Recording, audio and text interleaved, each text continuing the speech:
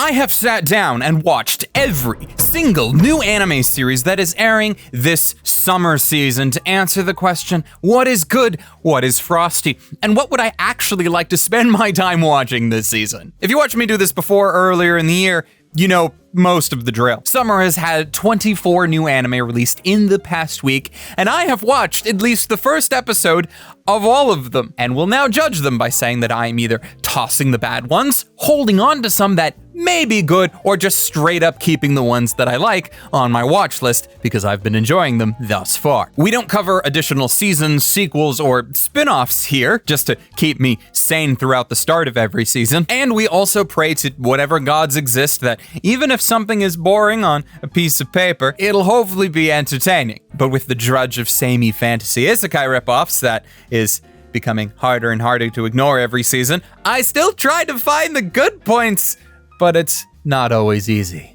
So here we go. We're gonna start from the top alphabetically and work our way down. Am I actually the strongest? Oh look, an overpowered MC Reincarnation story. Glad that I've never watched one of those recently. So what's the story here? Well, our MC gets abandoned by the royal couple due to a mechanical error where the court mage is unable to properly analyze our MC's mana, showing instead only the last 2 digits, making it seem like he is a completely worthless bundle of flesh. Despite having mana of a freaking god, he can literally do almost anything if he puts his mind to it, and just so happens to go overboard even though his stated goal is to become a shut-in. So the enjoyment of this series only exists if you are interested in this kind of power fantasy, and I will admit, I did enjoy it more than most, though not because of our MC. Flay, the fox maid, for example, is a wonderful character to watch as far as her antics go, and seeing our MC suffer socially, like being unable to make his sister instantly love him, is a nice change of pace. Sure, she ends up adoring him anyways, but that's less because he made it so and more of a situational happenstance, which I can't accept. I'm gonna put this on hold as it could become a little bit more well-rounded as more characters from the intro are brought into the story. Without that though, I'll end up dropping it sooner rather than later. Okay, Future Arc here, editing this video. So, Are You the Strongest actually had its second episode come out yesterday, and it's honestly terrible. The main character finds some ancient magic that allows him to literally connect to the internet in the real world, and it just breaks so many things so that now this character is essentially a god, and all of my interest was wiped away in an instant. So I'm changing this one to a toss rating. There'll be a point later in this video where I say that something else was the first toss of the season. I was wrong. It was this. So ignore that when it happens. And okay, back to the video. Atelier Ryza, the anime. Anime adaptations of games are usually a mixed bag, highly dependent on the game from which they are based. It's not a simple matter of good game equals good adaptation, and I feel like Ryza is the perfect example of this. You see, Atelier Ryza, the game, has decent graphics, a good story, and fantastic gameplay. And while the anime does emulate this, especially in the graphics department as all patrons of good culture can attest to, the one thing the anime does not and cannot emulate is gameplay. The first episode is double-lengthed and only goes to show just how hindering the lack of gameplay is for this story. It could have been half as long and still have gotten the same plot points across. Main character Ryza wants to explore beyond her little island home, drags her 2 party member friends along, gets caught up with some outsiders, and now becomes an alchemist. That's the plot that took 40 minutes to tell, and I can assure people that the whole alchemist portion of this plot is going to get very little screen time in future because I doubt that they are going to bother reanimating a minigame constantly throughout this show. As much as I do want to recommend this series for its good culture, and will probably watch it personally for that reason, I can't recommend it to anyone else because you're better off playing the game. Trust me on that. Ayaka. I'm gonna be honest, it was very hard for me to pay attention to this one. There was just not much there to grab me. A child with a superpowered bloodline gets sent away from his home island at a young age. And after growing up with a nice normal life, he heads back home after graduation, only to discover that their family harbors a secret. And there are dragons, and his family has disciples that protects things. It's a weird situation where there are a lot of elements interesting on paper here, but I cannot say that how any of it was presented was interesting or entertaining. I try to avoid using speed up tricks like watching a show at 2 or 3x speed to get through all of the shows that I need to for this list, but In this case, I felt like it was a necessity for me to actually try and get through while still paying attention. Needless to say, this is an easy first toss of the season for me. Classroom for Heroes. Part of the setup here is not extremely clear, but let's go with it anyways. Stereotypical final battle between the hero and the demon lord, but they kill each other. Oh, but wait, no, the hero is actually fine. He just has a dual hairstyle now. That's not going to become a plot point later, I'm sure. Despite being overpowered as heck, he enrolls in a hero academy to make friends and becomes attached to the Empress, a highly skilled female student who everyone else fears due to her combat ability. But she has a secret power that no one else knows about. The ability to consistently having her clothes rip and giving us underwear scenes, just in case this overpowered hero story becomes too boring for us to pay attention otherwise. Like, my god, seriously, show, why are you relying on her body so much? But her sword has a demon in it, and she needs to fight it. Our hero, Blade, offers assistance because it's not like anything can kill him at this point, and while battling the demon, she burns off all of her clothes. If you want an action fan service fantasy romp, I'm sure this'll do you fine. But as per usual, if I wanted this level of fan service, personally, I would rather just watch hentai. Toss. Dark Gathering.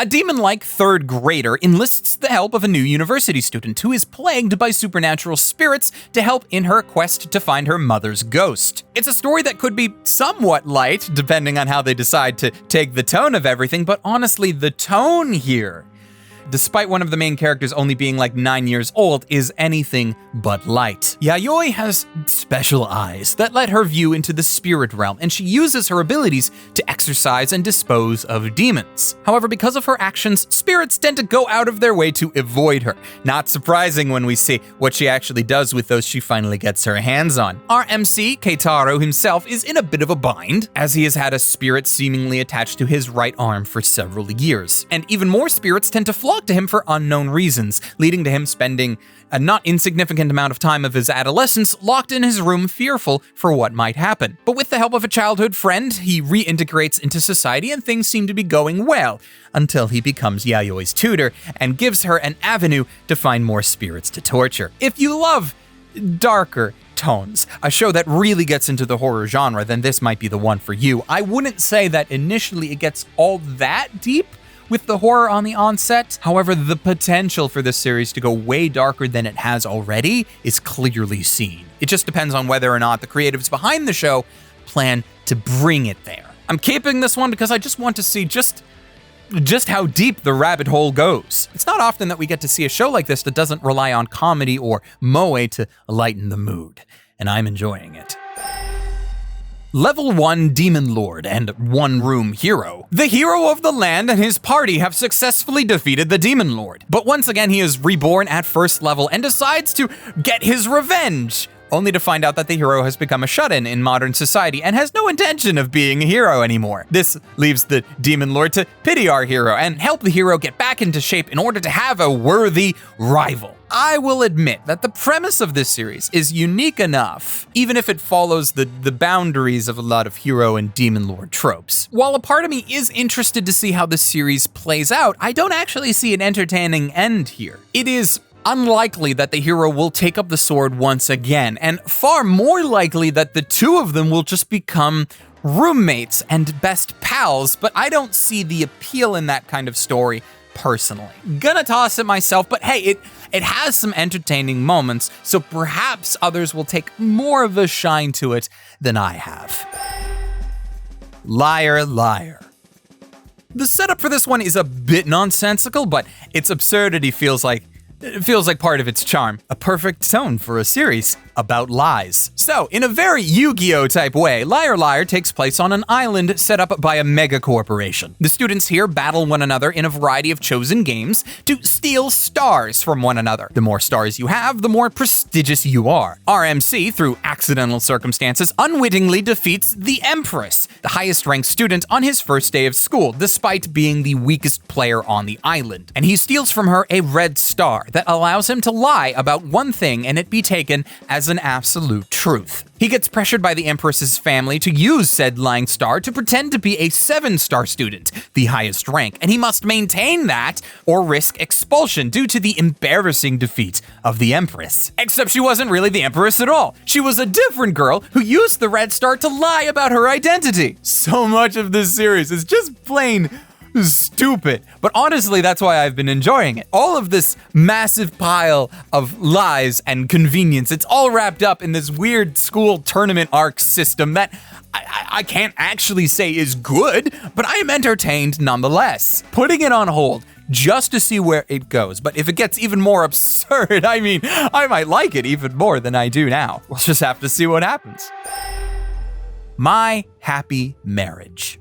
Well, don't let the title fool you. While you might imagine a nice and happy slice of life romance series with a title like that, in reality, this is a rather harsh Cinderella-esque story with some supernatural elements for kicks. Mio, eldest daughter of a noble family, gets treated as a servant after the death of her mother and her father's new marriage. Up until the start of the story, she is treated extremely poorly, and even her father doesn't show that much of an interest beyond what she might offer as a political pawn in an arranged marriage, which is exactly what occurs. She becomes the fiancée to Kyoka, head of another noble family that seems to also be the leaders of some kind of military outfit focused on defending against supernatural beings. But as Mio has been treated as a servant all her life, she is extremely meek, and this takes the rather cold-hearted Kyoka by surprise, having dealt with multiple previous fiancés who were all after his money or status. I'll be honest, I'm not sure where this series is going.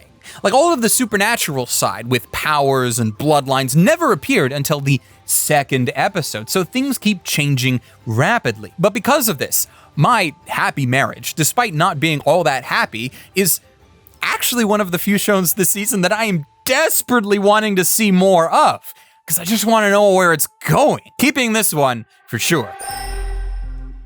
My Tiny Senpai. An office worker comedy that focuses on the fact that the main female character is half the height of the male main character. I mean, that's really it. If you want a rom-com, it's pretty standard from almost every aspect. Sure, it's a workplace comedy, which puts it slightly above a high school comedy setting in my eyes, but beyond that, barring the viewer having attachments to short queens, perfectly respectable, I might add. There is not much else special about this one, or even something there for me to recommend. I might just put it on hold to see if it'll surprise me, but if I don't have time, I can see myself tossing it later this season. We'll have to see. My unique skill makes me OP even at level 1. I mean, the main character being OP is in the name, so it's not hard to see where this is going. A Japanese businessman ends up dying from overwork and becomes a drop from a slime in a fantasy world. He befriends and perhaps gets engaged to a hammer wielder and begins his journey to make a living in this fantasy world of dungeons and gamified stats. Speaking of stats, while he himself cannot go beyond level 1, he has maxed out drop rate luck, giving him plenty of loot to sell for coin. Plus, it just so happens that a brand new dungeon has appeared around the same time that he did that doesn't drop items for normal people, but does for him, which makes it a special dungeon just for him.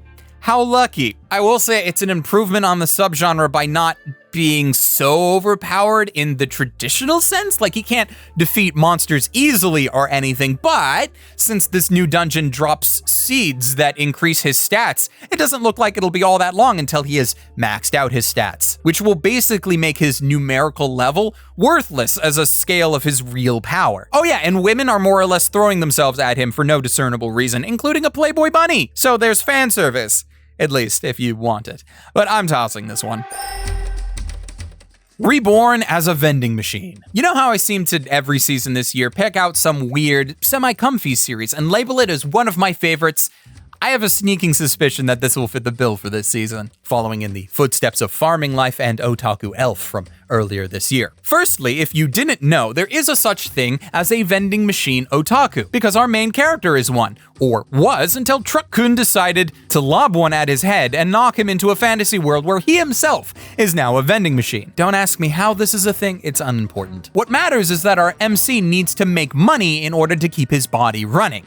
Energy costs cash. But thankfully he is a vending machine and just needs to learn the basics of running a store, such as location, location, location. Thankfully, he gains the help of an extremely strong female friend, dazzles her with his wares, and she gleefully picks him up from the literal nowhere he started in and now has a town to grow his fortune and teach all of the townspeople the glory and convenience of a vending machine. It's a really light and somewhat stupid and convoluted isekai, but I'm still loving the hell out of it regardless, and I am seriously excited to see where it goes next. Keeping this one. Reign of the Seven Spellblades. Fantasy world with a magical academy, a bunch of new students, including a main character who has the mysterious past and super cool abilities boxes checked off on his character sheet. My guess is that over the course of the series, the introduced characters will end up encountering some kind of mysterious plot or danger that affects the school and some such, and their friendship will bring them to victory.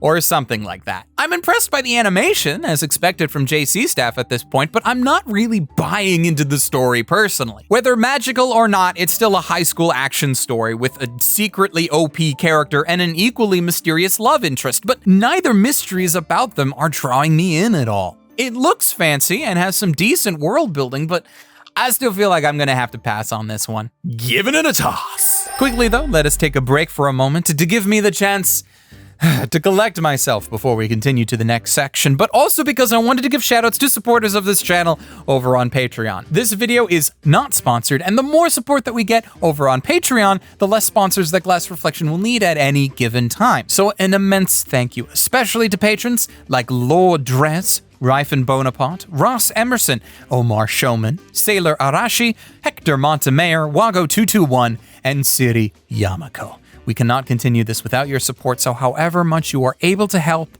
I'm eternally grateful.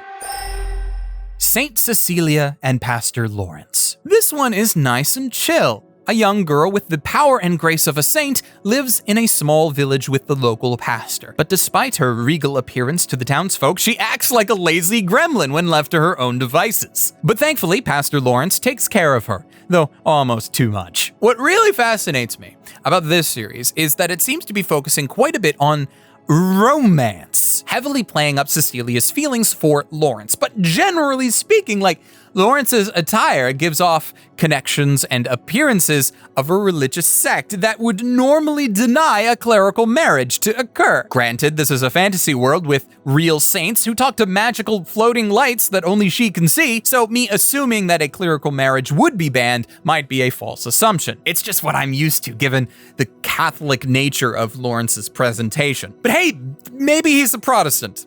Who knows? It's not like the series has been leaning on any semblance of religion to speak of, despite the profession of our main character. Heck, any kind of god wasn't even mentioned at all in the first episode. Regardless though, watching this girl be hopelessly in love alongside this rather oblivious pastor is entertaining, and I'm enjoying it. So I'm gonna keep this one.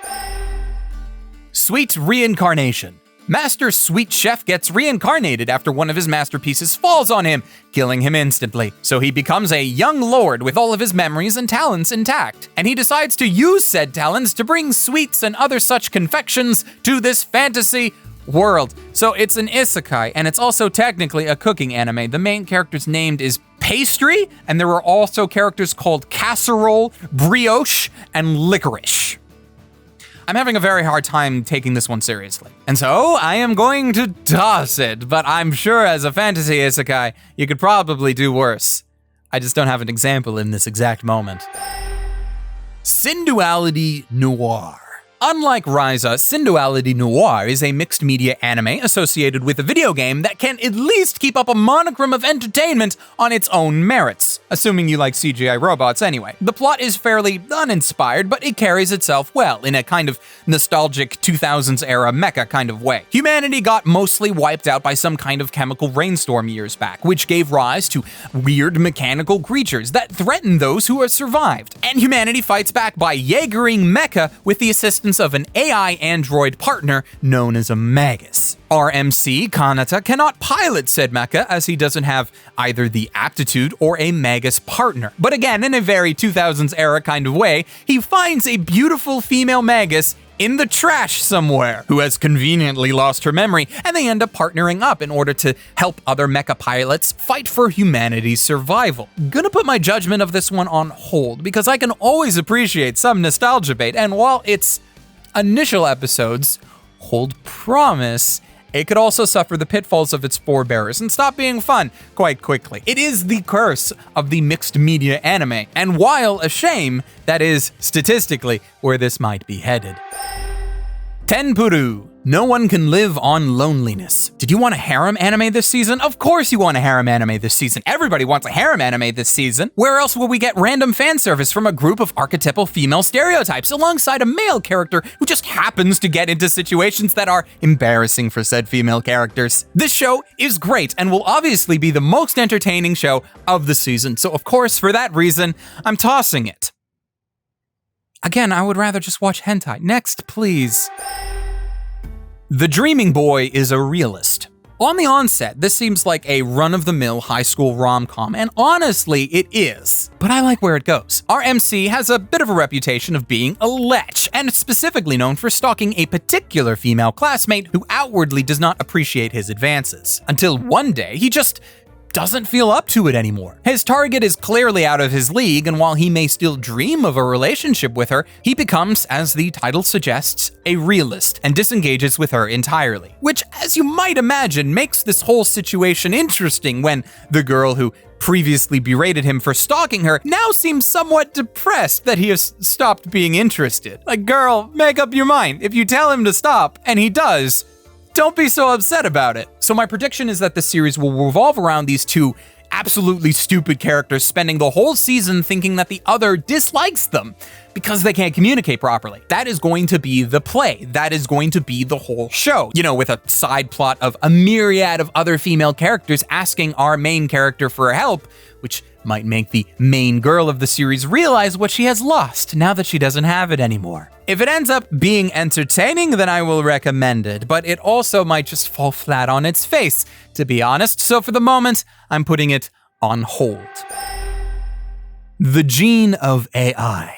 An interesting science fiction story revolving around artificial intelligence and the android bodies they use. In this futuristic world, making a backup of an AI personality has been banned to protect the sanctity of that personality. Delving into moral questions of, if you have a digital copy of a personality, which one is the real one and which one is a copy? The answer would be very difficult from a tech standpoint because they would be identical. And if they are identical, you would need to treat them both as the same in this world where androids, confusingly called humanoids, live alongside humans and seem to have the same societal positions and protections. Our MC, Sudo, is an AI doctor of sorts on the hunt for a digital copy of his mother. But along the way, he seems to encounter scenarios about humanoids that have viruses or other such illnesses, and the show shows us how he treats them. The studio is Madhouse, which might draw some interesting comparisons to some of their previous works in the psychological genre, such as,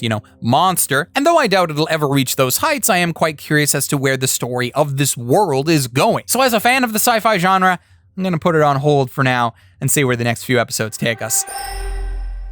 The Girl I Like Forgot Her Glasses. This is a production by the infamous GoHands, and you can notice this by the complete disregard for any semblance of cinematic quality. Like, what is with these camera angles? Why do this guy's legs look like string cheese? Why is this always the artistic choice that you use, GoHands?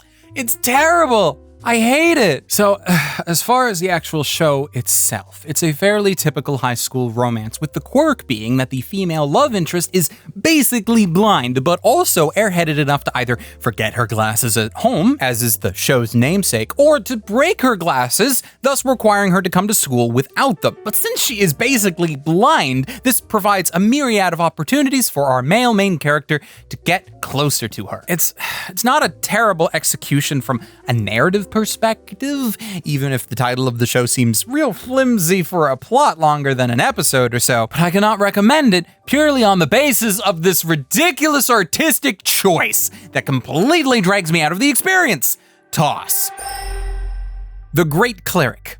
Another show, another isekai. Salaryman gets shot and reincarnated as a nameless human who gets to pick his own class and base skills. So he becomes a healer since he's too afraid to fight dragons and the like on his own, and goes to town only to find out that healers are actually in a bit of a demand. So much of a demand, in fact, that some of them like to overcharge for their healing services and have left a bit of a bad reputation in their wake. But our hero isn't like that. He has female paladins to impress and magic to brute force his way through. So in general, it's nothing special, but I'm actually going to continue it for personal reasons. Because like usually when I play fantasy titles, or MMOs specifically, I like to take up support or healing roles. So to actually have an isekai with a main character that has a similar mindset to me is appealing, even if there is not much else engaging about the story. Which is a real shame, you know, because healers hold the power of life, and therefore also the power of death as well. A true healer uses this responsibility as loosely as possible. In other words, if you pull early or steal aggro from the tank, I am going to let you die.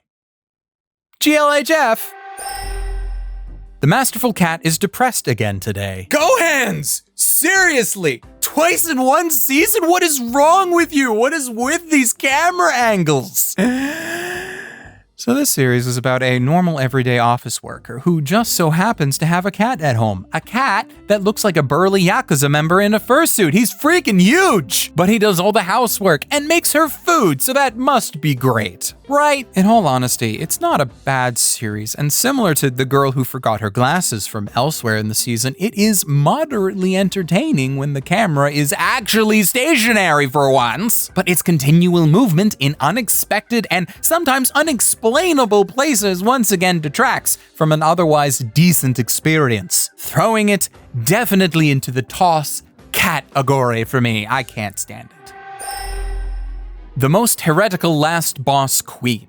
Oh boy, I mean, let me be honest here, the villainous subgenre has now been around for a while, and while I had hoped by this point that we would have evolved the story beyond just the simple, hey, there was an Otome game that I played in Japan, and now I am the villainess. I better not do what she did and avoid my bad end. You know, instead of doing that and maybe doing something that was unique and nuanced, that would be great, but no, this series plays it straight. It can still be an entertaining watch, as our protagonist keeps having nightmares about what the villainess did in the game when she had control, but our paragon of righteousness who currently inhabits that body is doing the exact opposite in almost every way. So like when the show comes up with a synopsis question that says, oh, will she be able to change her fate? Well, of course she will. She has 10 years until the bad end and intends to make as many friends along the way as possible instead of enemies. Who the heck would actually kill her? Definitely not the protagonist of the game, unless this world has, you know, mixed up priorities. Like maybe when the heroine is introduced, the change in timeline would have her becoming a villainess instead. Wouldn't that be a twist? But I somehow doubt that this genre is capable of that kind of good writing at this juncture. I'm putting it on hold just because I desperately want this subgenre to evolve beyond the literal retreading of narratives over and over and over again. But I will admit, I'm not expecting much. Undead Murder Farce.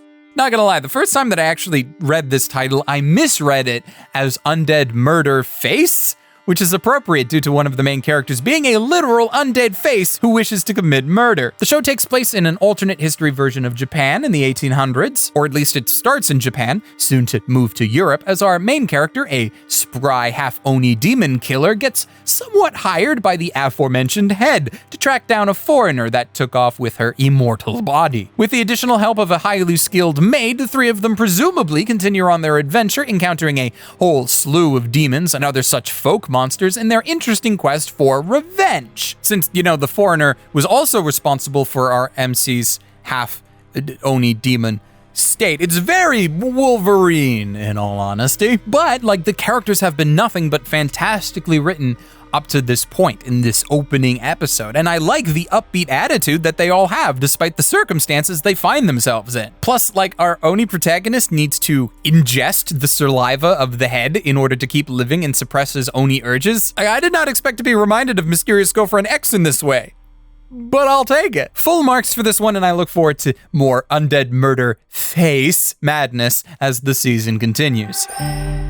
Zom 100, Bucket List of the Dead. Oh, this one hits home despite me thankfully not living under these circumstances anymore. Main character gets hired as a run-of-the-mill office worker for a developer house, only to realize far too late that the working conditions for his new workplace are quite grim. No going home for days, bosses that verbally abuse you, a constant feeling of exhaustion, and a complete loss of hope for your life. You won't even consider finding a new job because, hey, it'll probably be just as bad there, right? Of course, with Zom in the title, it doesn't take long for the actual apocalypse to occur, turning all of the initial characters that our MC meets into the traditional mindless eating ghouls we are familiar with. But interestingly, instead of being even more depressed and scared for his life, our main character absolutely rejoices at this new apocalypse he lives in, because if the world is ending, he doesn't have to go to work anymore.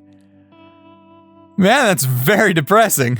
And honestly, I really hope that as the series progresses, we don't see things slip any more into deeper nihilistic world-building territory than we have already. I'm keeping this one with the hopes that it stays somewhat upbeat from here on out, because just the pure joy that our main character experiences at the introduction of this apocalypse is fascinating enough just to see where it's headed, at the very least. But that's it for our show today. With any luck, you now have a greater amount of knowledge about what is airing this season and what you yourself might want to watch. If possible, I'm going to try and find a way to link in the description all of the places where you can find these shows for legal streaming. But if that fails, just Google the show name and streaming. It shouldn't be too difficult. So subscribe if you haven't, hit the like button if you enjoyed the video, and until next time, whenever that may be, ladies, gentlemen, and others, watch more anime and stay frosty.